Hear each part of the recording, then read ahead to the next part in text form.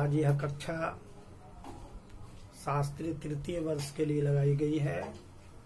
जो छात्र तृतीय वर्ष में व्याकरण लेकर पढ़ रहे हैं उनका प्रतिष्ठा पत्र में परम लघु मंजूषा पुस्तक निर्धारित है। इस पुस्तक के लेखक नागेश भट्ट जी हैं। इन्होंने इस पुस्तक में व्याकरण के जो दार्शनिक सिद्धांत हैं उसे उपस्थापित किया है। इसी क्रम में इन्होंने कहा है कि शब्द में अर्थ को प्रकट करने की एक शक्ति होती है, उसी शक्ति के द्वारा अर्थ प्रकट होता है। अब उसी पर आज यहाँ चर्चा करते हुए कहते हैं, साच शक्ति त्रिधा। वह शक्ति तीन प्रकार की होती है, रूढ़ी शक्ति, योग शक्ति और योग रूढ़ी शक्ति। रूढ़िर योगो योग रूढ़िश्च, ये तीन प्रकार की शक्ति होती है। अब किसको रूढ़ी कहते हैं, किसको योग कहते हैं और किसको योग रूढ़ कहते हैं, इस पर ये परिभाषा देते हुए कहते हैं, शास्त्र कल्पित अवयवार्थ भान अभाव समुदायार्थ निरूपित शक्ति ही रूढ़ी। यानी शास्त्र कल्पित अवयवार्थ, शास्त्र के द्वारा हम शब्द में अवयव की कल्पना करते हैं कि यह इसमें धातु है और ये इसमें प्रत्यय है, तो प्रकृति प्रत्यय इत्यादि का हम लोग उसमें विभाग करते हैं, कल्पना करते हैं। तो शास्त्र कल्पित अवयवार्थ भान अभाव, जहां शास्त्र कल्पित है अवयव का भान का अभाव हो, जहां शास्त्र कल्पित जो अवयव है, अवयव से जो अर्थ उपस्थित करना चाहते हैं उसका अभाव हो, और समुदायार्थ निरूपित शक्ति, समुदाय से उत्पन्न जो शक्ति है, समुदाय से जो अर्थ उपस्थित हो जाता है, उसी शब्द को रूढ़ कहते हैं। अर्थात अवयव से अर्थ नहीं निकलता हो और समुदाय से अर्थ निकलता हो, वर्णों के जो समूह है उससे। यथा मणि, मणि में म का और नी का अलग अलग अर्थ नहीं है, लेकिन मणि माने हम लोग मणि जानते हैं, एक पदार्थ है। नूपुर, न नू का अर्थ है न पू का अर्थ है, र का अर्थ नहीं है, लेकिन नूपुर का अर्थ है। तो शास्त्र कल्पित अवयव का अर्थ जहां पर उपस्थित नहीं होता हो और समुदाय से द्वारा एक विशेष अर्थ उपस्थित हो जाता हो, उसको रूढ़ी शक्ति कहते हैं। और शास्त्र कल्पित अवयवार्थ निरूपिता शक्ति योग, जहां शास्त्र कल्पित जो अवयव है, शब्दों में जो अवयव है, और तन निरूपित जो शक्ति है, अने शास्त्र निरूपित अने शास्त्र कल्पित जो अवयव है, प्रकृति प्रत्यय है, और उससे जहां अर्थ उपस्थित होता हो उसे कहते हैं योग। वह योग शक्ति है। जैसे मान लीजिए जहां पर है पाचक, पच धातु से नबुल प्रत्यय हुआ है, जिसका अर्थ कर्ता होता है और पच का अर्थ पकाना होता है। अर्थात पाचक मतलब पकाने वाला, वादक माने बजाने वाला। तो इसमें शास्त्र कल्पित जो अवयव है, वादक में वद और णबुल, पाचक में पच और अणबुल, इन दोनों वो मिला करके अर्थ उपस्थित होता है। यहां समुदाय से अर्थ नहीं। तो शास्त्र कल्पित अवयव से अर्थ जहां पर उपस्थित हो जाता हो उसे कहते हैं योग शक्ति। शास्त्र कल्पित अवयवार्थ निरूपिता शक्ति क्या कहलाती है? योग शक्ति कहलाती है। उदाहरण में पाचक है, बाधक है, कुंभकार है। कुंभ वो करने वाला, जो कुंभ बनाता है। नर्तक माने नाचने वाला। तो ये सब जो है अपने अवयवों के द्वारा वो अर्थ उपस्थित करता है। तो इसको हम लोग कहते हैं योग शक्ति। और योग रूढ़ी शक्ति क्या है?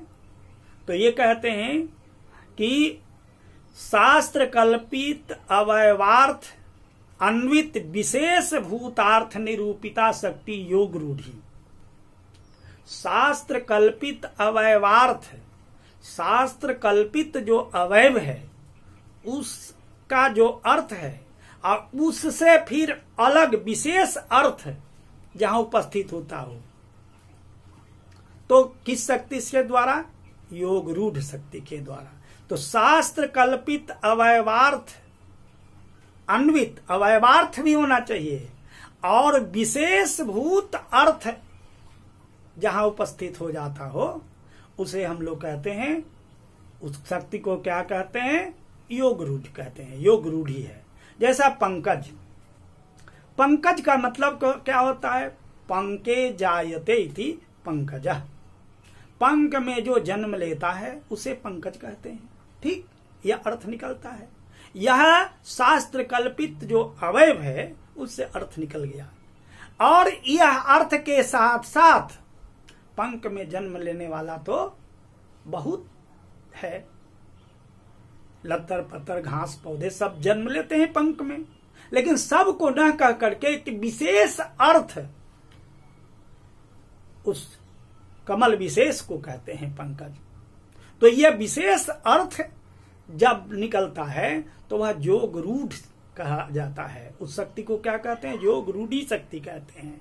तो योग रूढ़ी शब्द वही हुआ कि शास्त्र कल्पित अवयवार्थ अन्वित विशेष भूतार्थ निरूपिता शक्ति योग रूढ़ी शक्ति कहलाती है, जैसा कि पंकज शब्द में कहा गया है। अब यहां कह रहे हैं कि भाई ऐसा क्यों कहते हैं? यहां तो लक्षणा से भी काम चला सकते थे। कहते हैं कि नहीं, कहा कि पद्म जैसे है, पद्म को भी कमल कहते हैं, तो लक्षणा से अर्थ कहते हैं अनुपत्ति प्रतिसंधानम असंबंध प्रतिसंधानम च बिना न लक्षणावसरा। जहां पर अनुपत्ति का प्रतिसंधान और संबंध का प्रतिसंधान नहीं हो, वहां लक्षणा का अवसर नहीं होता है। इसलिए आप लक्षणा यहां नहीं कर सकते हैं। अब कोई कहते हैं कि देखिए, क्वचित तात्पर्य ग्राहक वसात केवल रूढ़्यर्थस्य केवल जोगार्थस्य वा बोध। कुछ कुछ ऐसे शब्द हैं, जगह हैं जहां पर केवल अवयवार्थ का बोध होता है और कहीं योगार्थ का बोध होता है। अब मान लीजिए पंकज शब्द में योगार्थ का बोध हो गया। भूमौ पंकजम, भूमि पर पंकज उत्पन्न होता है, वहां तो पंख में उत्पन्न नहीं होता है, फिर भी उसका कमल अर्थ लेते हैं, ऐसा समझते हैं। अब यहाँ जो इन्होंने योग और योग रूढ़ का अलग अलग उदाहरण दिया, इसको दूसरे रूप में उपस्थापित करते हुए कहते हैं कि देखिए, एक ही शब्द है, कभी योग भी हो जाता है और कभी रूढ़ भी होता है। जैसे देखिए, अश्वगंधादि पदम, अश्वगंध आदि पद जो है, तो अश्वगंध कहते हैं औषधि विशेष को, औषध विशेष को भी अश्वगंध कहा जाता है। तो यहाँ अश्व और गंध से मतलब नहीं है, तो दवा का नाम है अश्वगंध। तो यह रूढ़ शक्ति है। और इसी शब्द में यदि अश्वगंध संबंधी, जहां अश्व का गंध आता हो, ऐसे स्थान को, वाजीशाला घोड़ा को जहां बांधते हैं, उस घर के लिए अगर प्रयोग करते हैं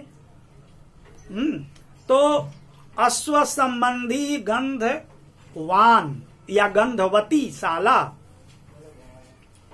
अश्व संबंधी गंध वाली जो शाला है उस अर्थ में अगर प्रयोग करते हैं तो यही शब्द यौगिक भी हो जाता है।